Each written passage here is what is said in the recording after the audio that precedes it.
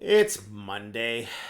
I'm going to talk about bonds today. I'm going to correct some misinformation that's out there. I'm also going to show you a worrying story about bonds that I saw this morning. And I'm going to kick it off with New Zealand potentially following in the misguided footsteps of Canada. But first, because it's Monday, if you live in London and you want to feel good this week, go to District Ice Cream.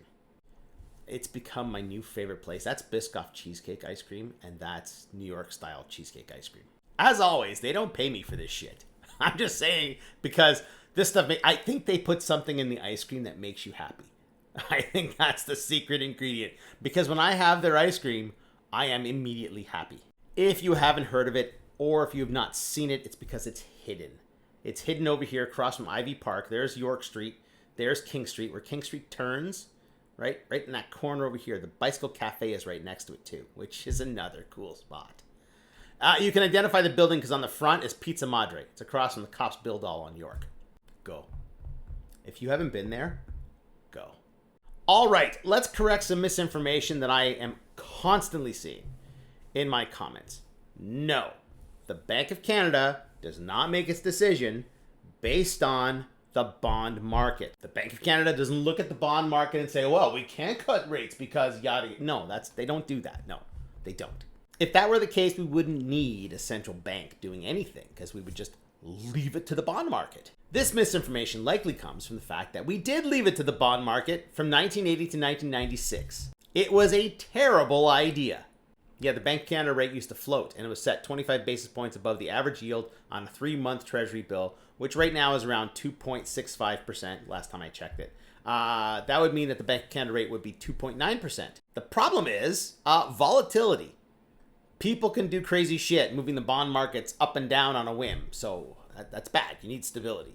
You don't want to just leave it to people. So since 1996, the Bank of Canada has been setting the rate.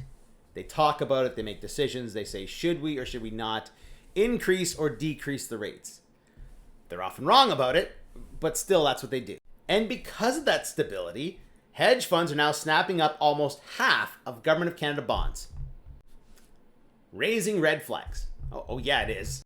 Moody's said that hedge funds bought nearly half of bonds available in some maturities and took a 30% share of the secondary trading.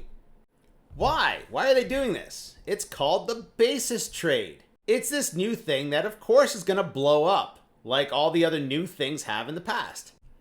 It involves buying a bond in the cash market and selling a futures contract tied to that same bond. What could go wrong?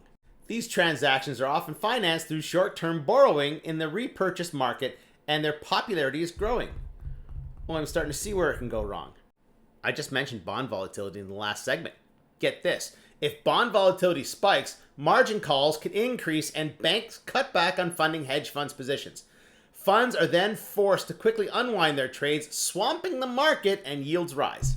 Does this happen often and unpredictably? Yes, it just happened a few months ago. This vulnerability blew up in March of 2020 in the US Treasuries market when foreign central banks and bond funds dumped their treasuries in a dash for cash.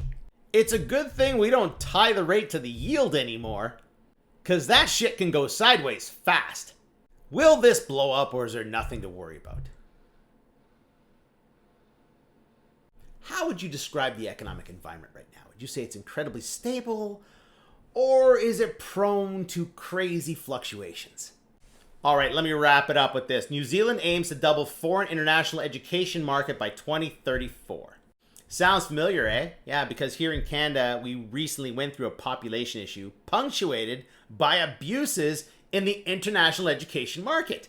The abuse was spurred on by a change from the government that allowed international students to work extra hours while studying.